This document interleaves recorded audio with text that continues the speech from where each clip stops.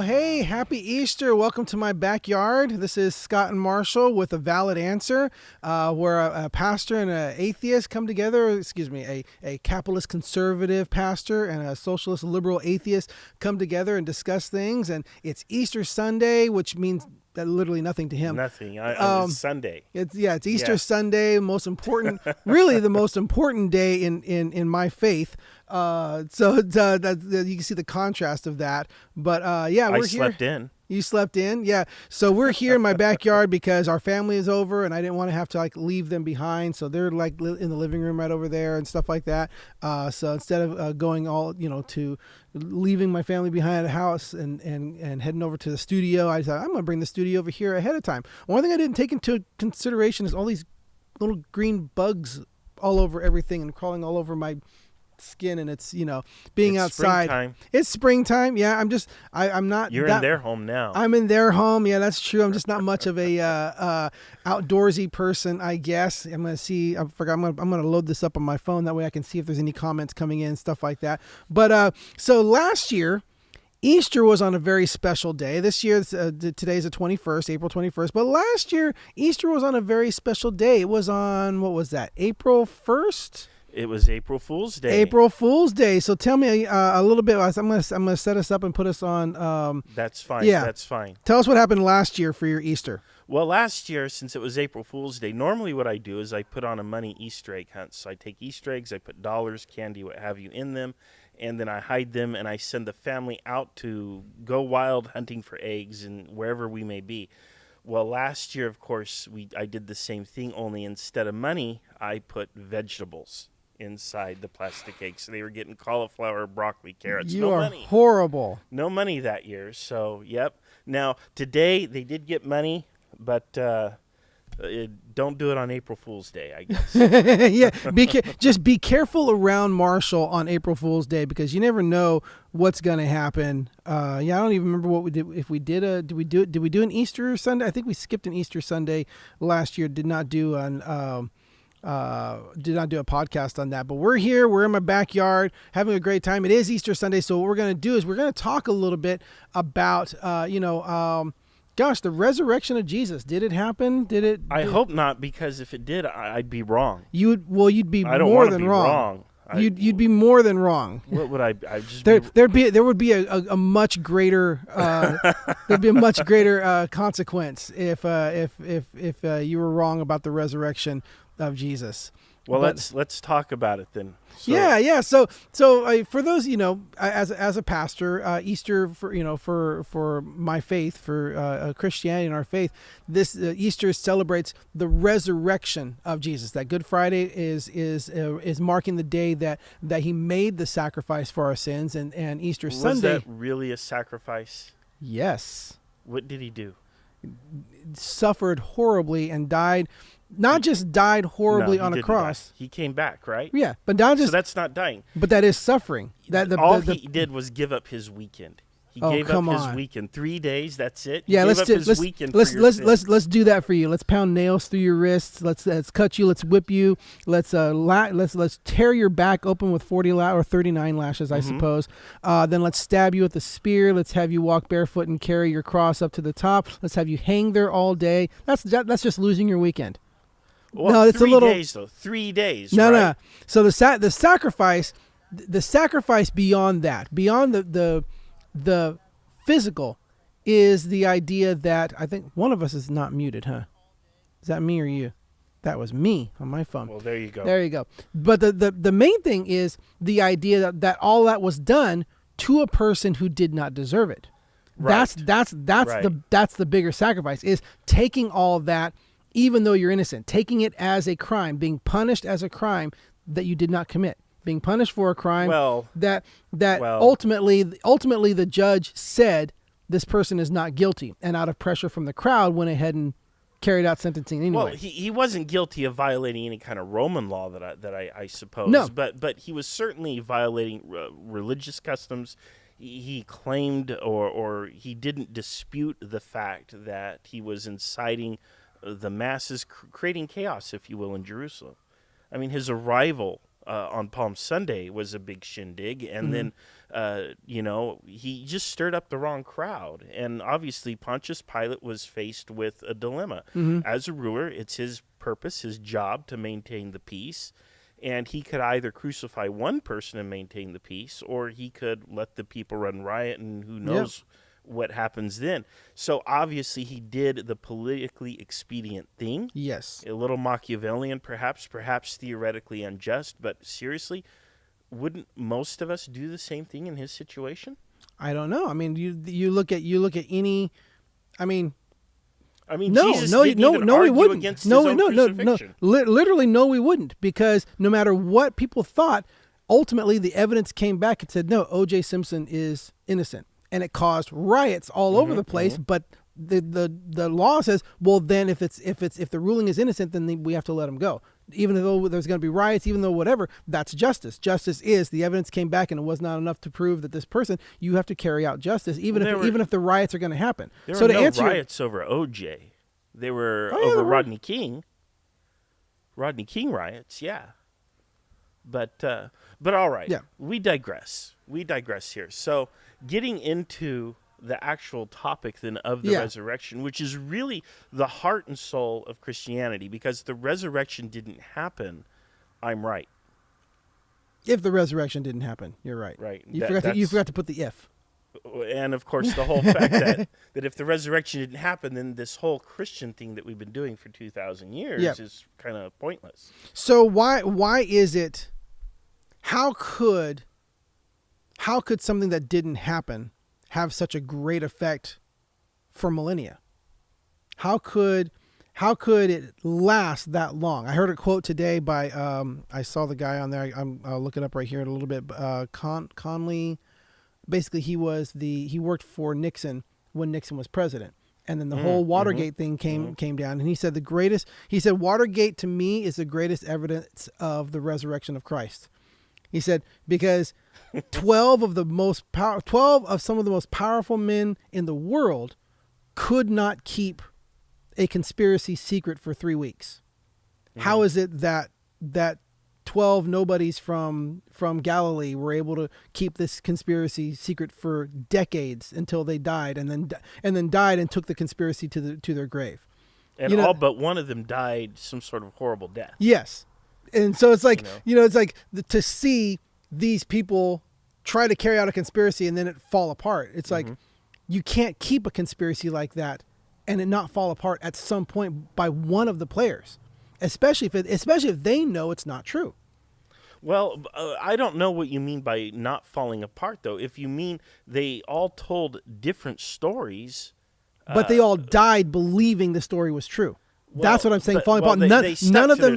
They stuck to their story to the point of death. Who does that for a lie? Well, okay. Well, first of all, only 4 of them that I know of wrote their story down. The 4 stories are filled with contradictions, especially when it comes to the resurrection. Which 4 is that? Well, the 4 Gospels. Right, but Matthew, Mark, Luke, and John. Right. Right, but only Matthew and John are attributed to actual disciples.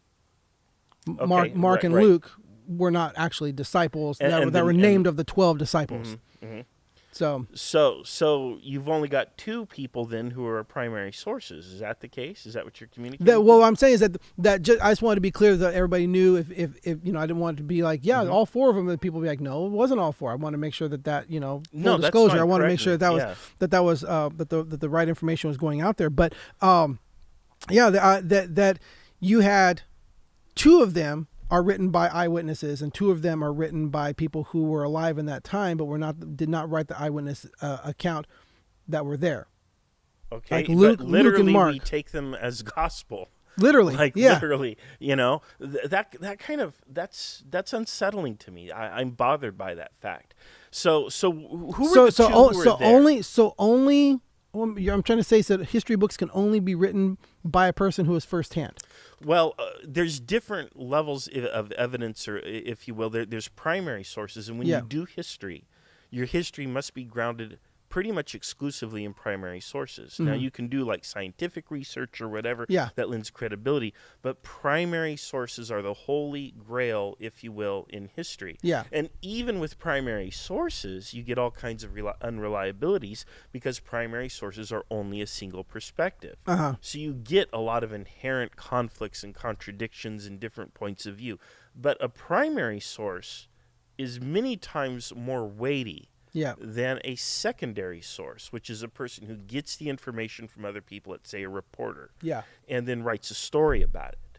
Okay, so the primary source is paramount when doing history. That's a discipline called historiography, and it's I'm sure it exists in scriptures as well. And is that what hagiography or I can't come up with the word. But there is a word, I think, for scriptures, and then you have exegesis, right, which is where you're trying to get to what does this passage actually mean, and so on. Yeah. I'm not seeing the comments, by the way. You might be. We have an interesting one here from Elizabeth saying, everybody misses the significance of Jesus' sacrifice in the Garden of Gethsemane. He almost bled to death as he bled through every pore asking for God to forgive us. He did not ask God to save him as Jesus already knew his fate. That's an interesting one to point out. It said that he sweated blood. So, I mean, that's the idea of like, I've never actually seen it as the idea that he almost bled to death in that, but I can see that would be something that's a perspective on there that I'd not considered. But yeah, that was a good pointing out on that. So, but the idea, if we go with that John and Matthew were first person accounts and primary sources of that time.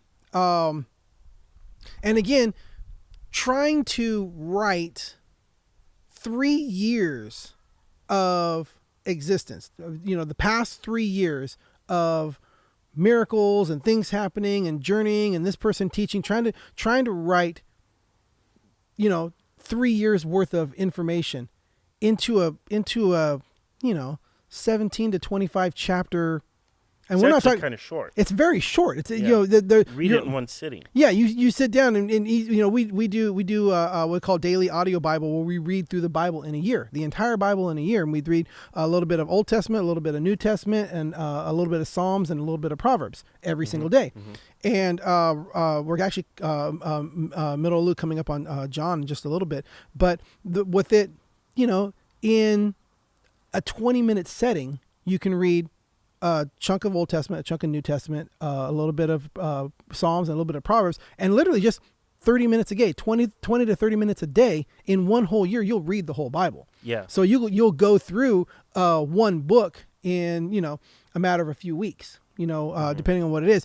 But to think of everything that happened in an entire 3-year ministry and trying to write that down, not maybe in the size of a novella, maybe. I mean, it's not even a novel, not even an encyclopedia. It's just, I've never broken it down by how many words there are in comparative, but, trying to put all of that in there and then saying, this is the perspective that I see it from. And I want people, Matthew specifically, I want to speak to the I believe Matthew was written to the Jews and Luke was written to the Gentiles, and they wanted to specifically highlighted certain things.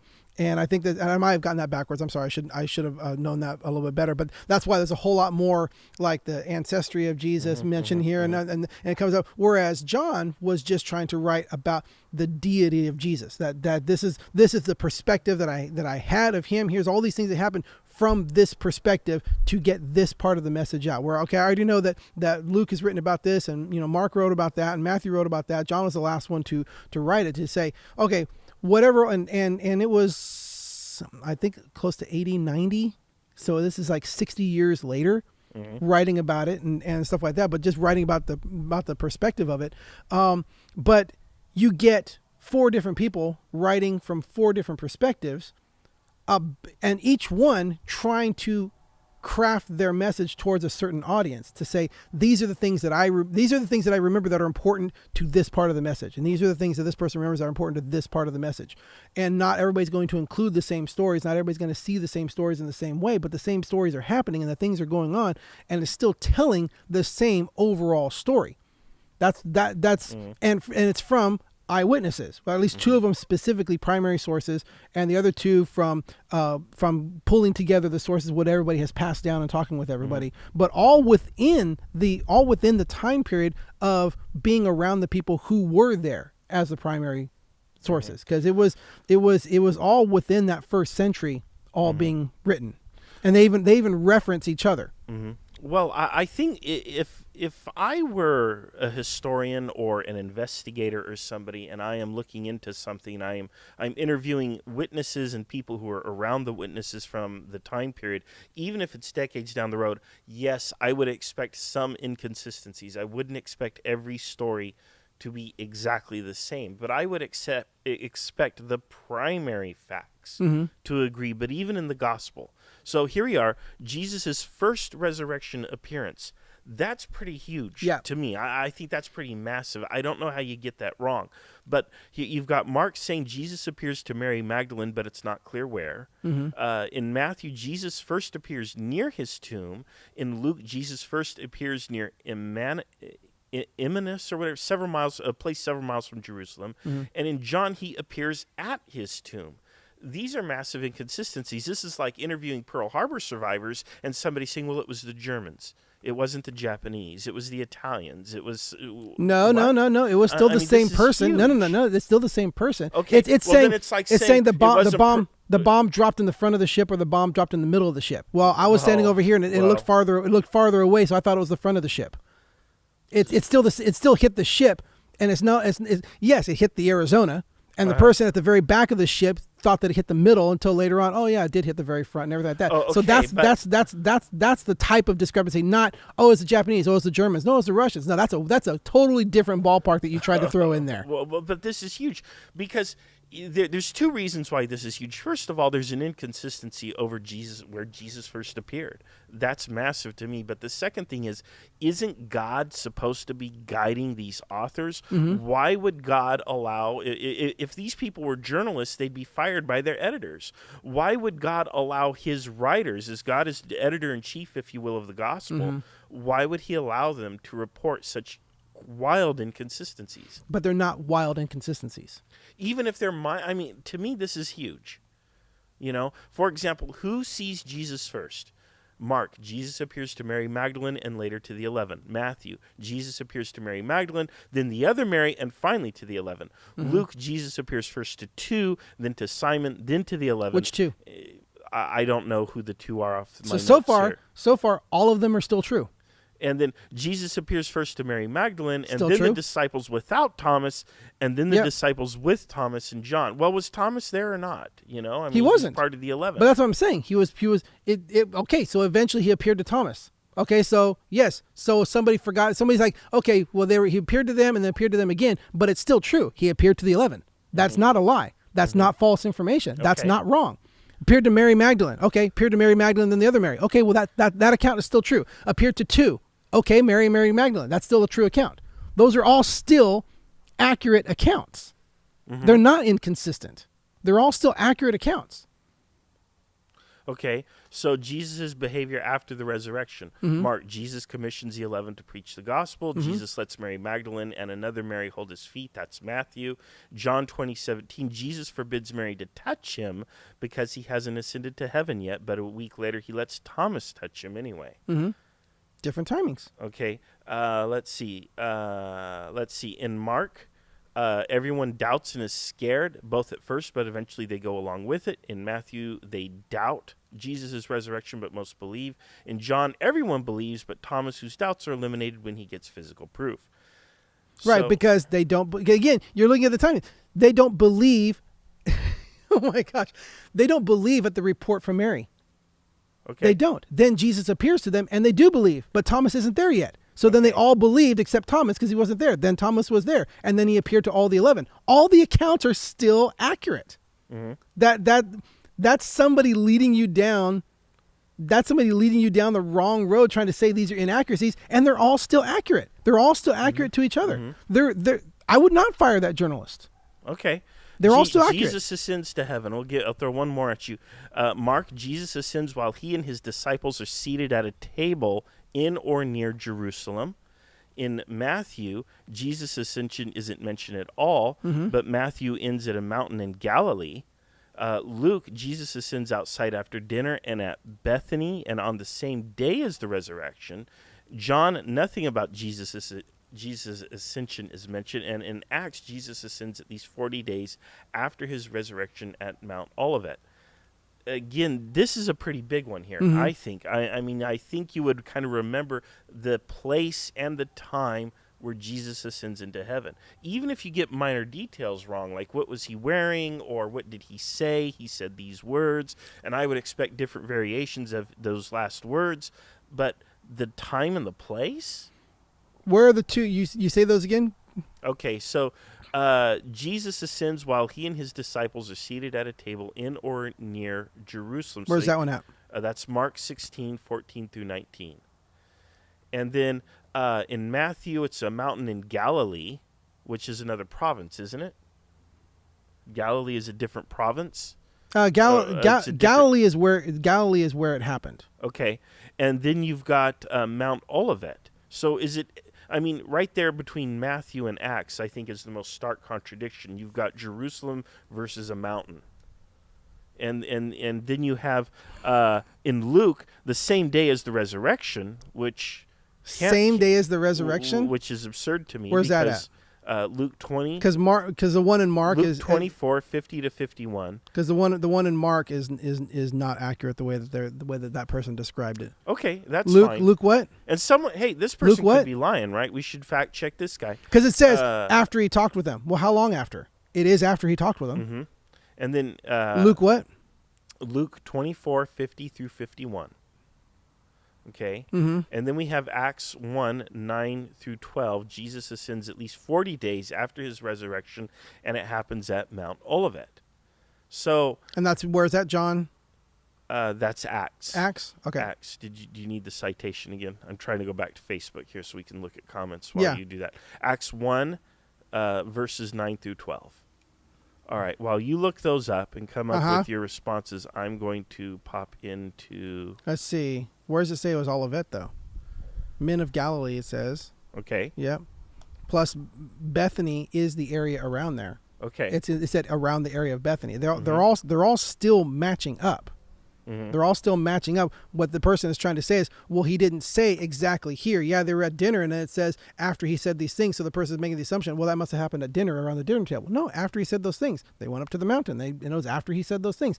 All of these they're not contradictory. Mm-hmm. This person, whoever is writing this and is trying to feed atheists this information that these things are contradictory, is saying, well, he didn't say it was actually at this address, and this person didn't say it was at this address. Therefore, they're contradicting.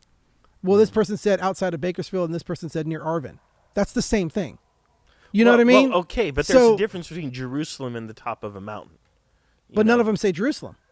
Okay, all right. They all say they're all in the Galilee area. Okay. And they're all right in there. Mm-hmm. So yeah, they can have dinner and go up to the mountain. Two of them talk about the mountain. One of them says dinner, and then after he spoke, okay, well then they went up to the mountain after they spoke. None of this is inaccurate. Mm-hmm. None of this is false reporting, and none of this is contradictory. Well, it certainly isn't very neat. I'll tell you that. But it's a different perspective. Mm-hmm. It's a different perspective. Whereas one person, okay, it happened in the mountain, but the point that I'm trying to say is when he said these things, he told us these things. And after he told us these things, that was the last thing that he spoke to us, and he was gone. Okay, well, if he said it at dinner, if he said it over here, the idea is still, this is what he said to us. He said this after he spoke these things. And then he went up here and he said, and this person says, and this person remembers again, the importance of things. This is how something works, and this is how it works when we're listening to a message. There were almost 500 people at our church today who were listening to the message delivered by Pastor Joe Parks and Pastor James Ranger at our Northwest campus. And at any of those people, they all heard the same message, but they all heard something individually in their hearts from Christ. There's something, there was that part of the message. And I remember he said this. Another person's like, I don't even remember he mentioned that scripture. I remember he said this. And they all heard the same thing. It's just that was the thing that was important to them. And that was the thing that person's going to go home and tell his family about and say, man, at church today, I heard this. They said this scripture and this. And you're going to go to somebody else and say, man, I heard this. And you're going to look and say, well, neither of them heard the same scripture. Therefore, it's inaccurate. No, they heard what was important to them, and that's the story they're going to go on and tell, because that's the moment that they remember. That's the thing that caught them in their heart. And the other person heard something else. The other person experienced that, and that's what they remember. That's what they're going to go and tell their families of what happened to them at church. And they may not remember what was said that the other person remembered. Isn't all of it important? Why would God let 4 different subjective minds record the event from 4 different perspectives when really God should want all of it to be captured? I mean, why not have somebody hanging on every word that Christ speaks, recording all of it? That way there's no faith required. All you got to do is read and just know that that's what it was. Okay, and you know what? That would solve so many problems. But it wouldn't solve the problem of the heart. How many conflicts have taken place? It wouldn't solve the problem of the heart. You know what? I'm going to bring this back. I'm going to bring this back to. Yes, the problem of the heart when people are killing each other over interpretations of the Scripture. Human beings are sinful, and they'll kill each other over any reason. It doesn't have to be Scripture. It doesn't have to be anything. People can hijack any belief and anything they want and turn it into something, and that's not the fault of the belief. That is not the fault of whatever this is. If somebody's going to twist it and turn it around. But the problem of the heart is this: are you only going to love the person next to you as long as there's a string of evidence that somebody was following you and writing down every way that they proved that they loved you? Is that what your heart's going to do? Are you going to look at the person next to you and say, well, let me look back. This person's been recording me. Show me the videotapes. Show me. Okay. Yeah. Okay. Yeah. I think you like me. Is that the only, is that the only way you're going to judge it? Is that it's only true if there's enough written evidence for that? Is that how you're going to treat every single one of your relationships? No. What I'm saying is this is kind of unique. First of all, you have God, who is all-powerful, all-knowing, can basically do anything he wants. He's got people who are working for him, and their purpose is to literally, at some point in their life, write down these very important accounts of what actually happened. And what they write is going to become the basis of belief for all of God's followers after the time of Jesus Christ.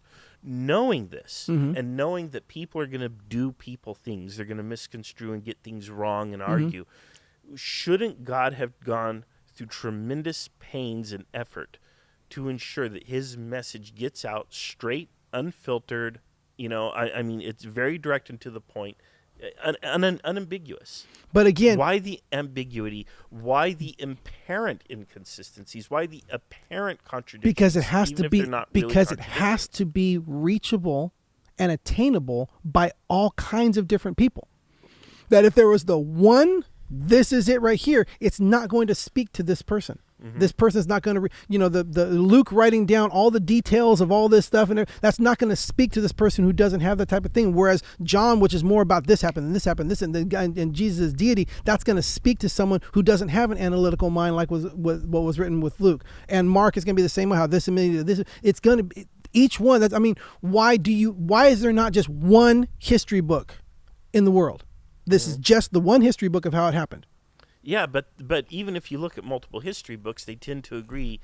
So does this, and so does this. Just as I showed you, they all agree. The Declaration of Independence I just showed you, was signed in Philadelphia. You don't get Philadelphia, you don't get Washington, you don't get New York. Neither do you in this.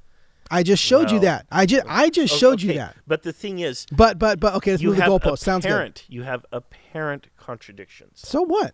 And I'm not giving up that they're not contradictions, but I'm not going to die on that hill when we don't have the time to sit here and actually look things up and cross-check.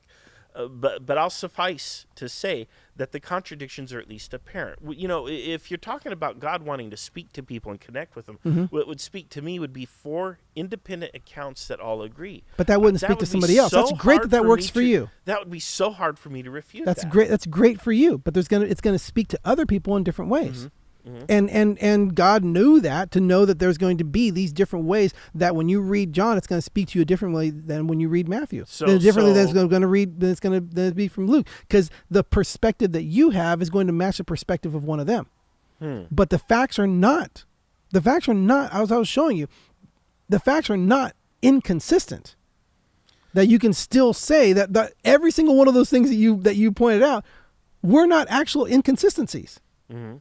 So it's a way to be able to tell the story from 4 different perspectives, each one a different perspective that someone can grasp onto in a different way. A different type of person is going to grasp onto that part of that story or that part of the story, the way that this person told this and the perspective that this person had in that event when they saw it, that's going to speak to someone in a different way than if there was only just one, here it is.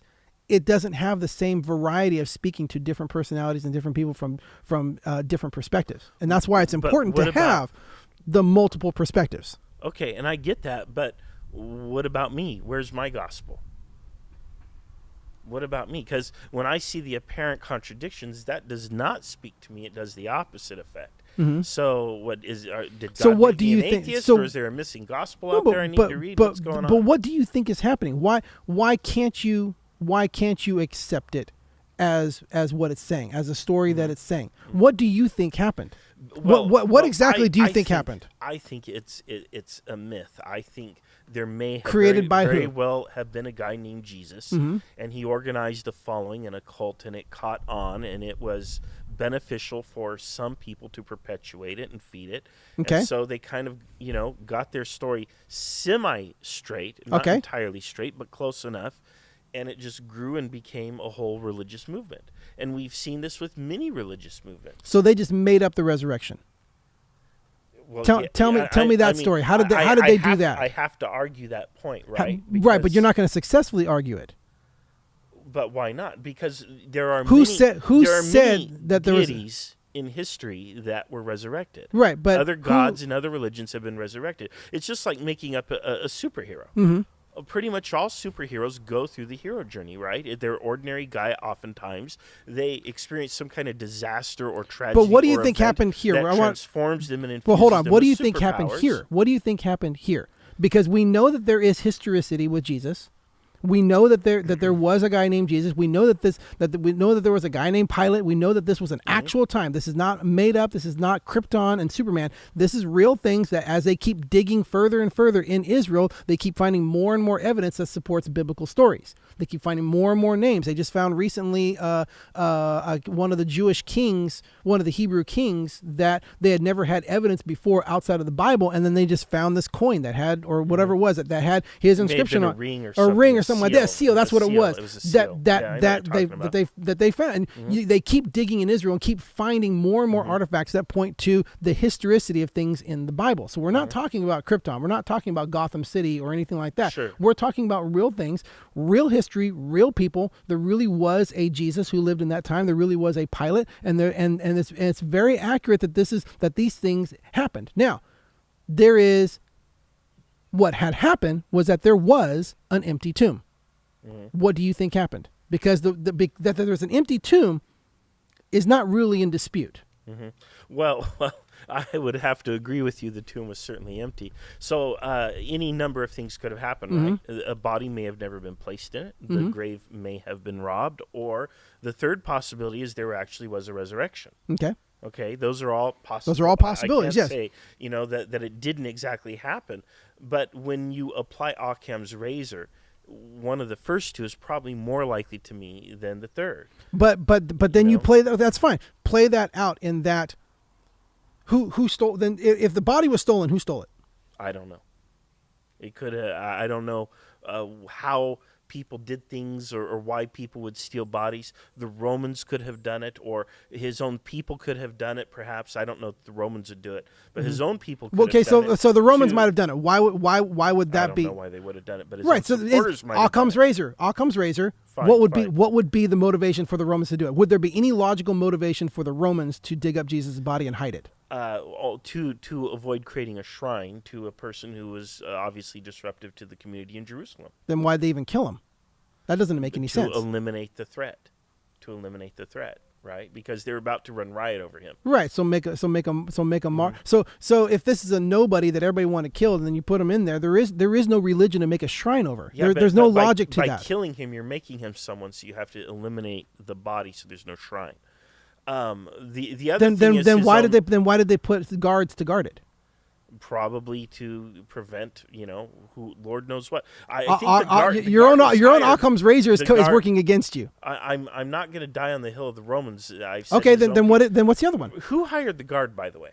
Wasn't it Christians? No, it's Jews. The Jews hired it because they didn't want people to take him out. Okay. Because the other possibility is it could have been his own because the people. guards answered to the Jews before they answered to the own praetorium. Mm-hmm. And the Jews told the guards, Mm-hmm. we're going to talk to your superiors. We're not going to say it was your fault. You're going to tell everybody that you were when you were asleep that his disciples came and pulled it out, and then we'll work with the people in charge of you so you don't get in trouble. So the guards reported to the Jews. Mm-hmm. Why would the guards take him out? Why would the Jews remove his body? Well, his own supporters could, because then that means you. Is have that the only? Is that his own supporters stealing his body is the only logical action that for the body being stolen? It doesn't make any sense that anybody else other than his followers stole the body. Okay, I can go with that for Yeah. now. So that's why. How do we know that didn't happen? How do we know that the guard wasn't bought off, or that the guard isn't part of the fiction? So how do you get 12 people to die horrible deaths believing a lie?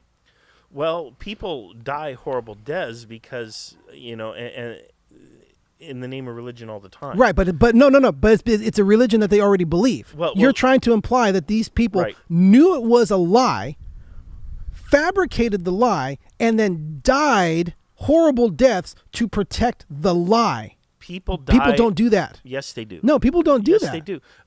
Look at Joseph Smith. At the potential of offending all the Mormons out there. But Joseph Smith died in prison. He literally became a martyr for the religion that he promoted. Now, if anybody knew whether or not it was Why a was he in lie, prison? it was Joseph Smith. Why was he in prison? He was locked up for whatever, violation of a local code or whatever. The Mormons were certainly not popular in Nauvoo, Illinois, where, they sort of had their initial community. So he was told, renounce your religion or you'll die. Well, he was persecuted for his religious belief. But he was told. He was killed because of his religious belief. He was killed. Martyred. He was a martyr. Mm-hmm. Okay, I've not heard that. That's great. Yeah, he was killed while he was locked up. But that doesn't mean he was a martyr. Well, what was he locked up for? I don't know what the charges were, but literally, what I'm talking about is the Gospels. The people who wrote the Gospels, the disciples, the people there, they were literally renounce this lie of yours, or we will kill you, and they would not do it. Right, they were killed people for die that. For lies all the time. Again, look at Jim Jones, right? Obviously, he started a cult, and obviously he died.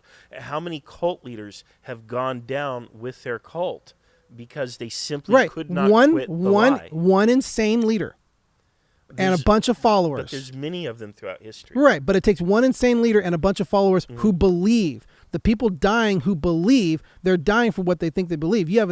How do you get 12 leaders? 12 insane people? They were all equally insane and they all died believing their lie? They were all there. Mm-hmm. They were all part of it. If you're saying that they removed the stone and took away the body and they all knew that, how do all 12 of them?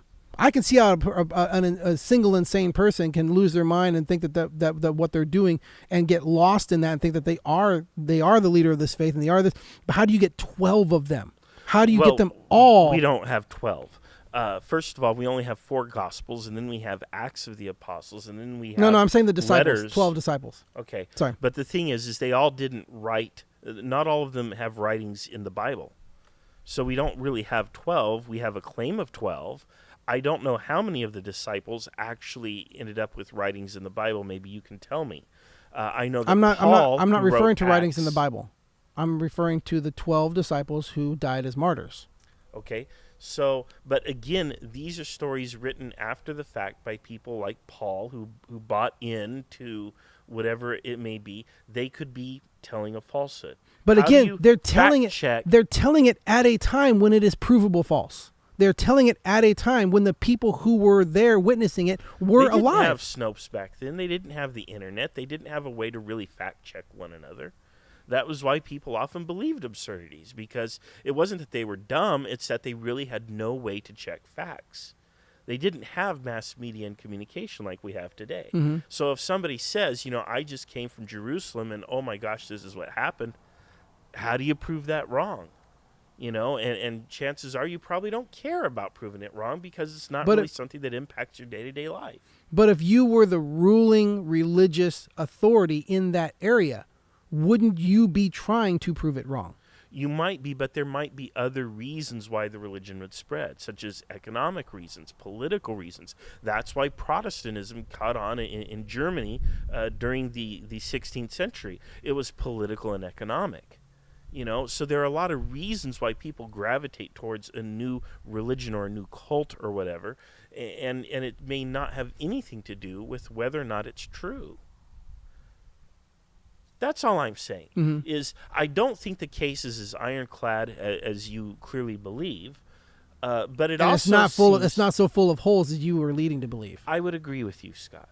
I think there's middle ground where we can kind of almost shake hands, on this one here. So I would say that Christians may be over exuberant. You would probably say that atheists are over pessimistic about the story. The truth is clearly somewhere in the middle. All right.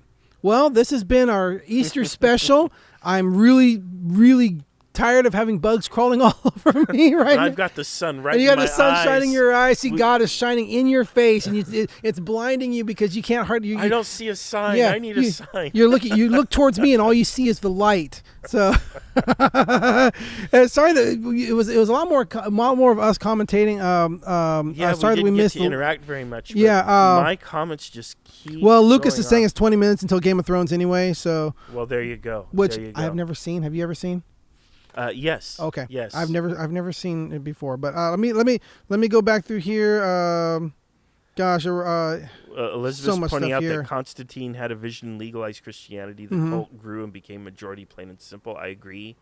So yeah. Now, Emilio, I wanna acknowledge your comments. You had a lot of interesting and good things to say. Emilio, I believe, is Catholic, and I appreciate what he has to say. Thank you, Emilio. Thank you for participating here. Definitely keep it going on Facebook there. Elizabeth, contradictions because details don't matter. These are stories written as an attempt to teach the masses complex spiritual truths. We are missing the point anyway.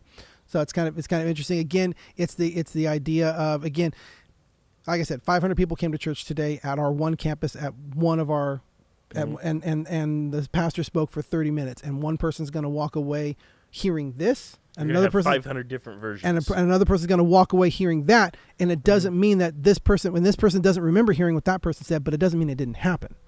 That you're going to have the different perspectives. And but the date and time, I would think they would all get that right. Which we still did. They were not inaccurate. They were okay. not inaccurate. So watch out for those, because if you can say, hey, it happened after this and it did happen after that, then that's still accurate. If it's you who are inferring that it happened immediately after that, even though it doesn't say that, that's you inferring that. So, but this has been A Valid Answer with Scott and Marshall. Thank you for joining us in my backyard on Easter Sunday. Marshall, thank you for coming down over here, although it's only like 30 seconds away by driving or something like that. Yeah, I live 1 minute away. Yeah, 1 minute away, like literally that house, and then like there's a street and another house, and then your house is right over there. You go. But we're not going to show you where that is or anything like that. But hey, until next time, this has been A Valid Answer. Scott and Marshall. You can catch us Sundays at 5, Mondays at 4. And I think that's pretty much it. Thanks for joining us. See you guys. See you.